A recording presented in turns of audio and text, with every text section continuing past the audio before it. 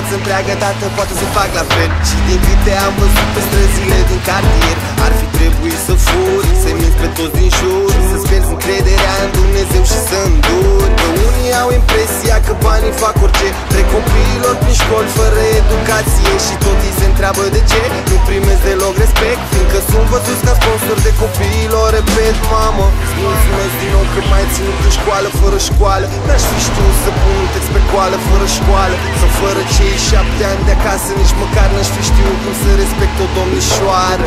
Dar timpul trece și observ că totul se mișcă lent, sunt la vârsta la care vreau să fiu independent. Mă sunt ca un clandestin, eu nu mai cred în destin. De azi alerg după dale, alerg între străini, sa după dale, bel ca un clandestin. E treaba mea cum îl obțin. Sunt un maidanez, nu sunt de la pechinez. Reacționez ca un pitbull atunci când mă stresez.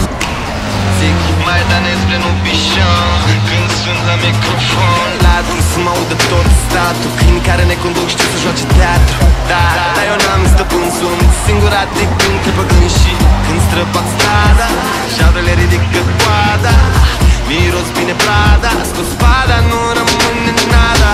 Unii vor să mă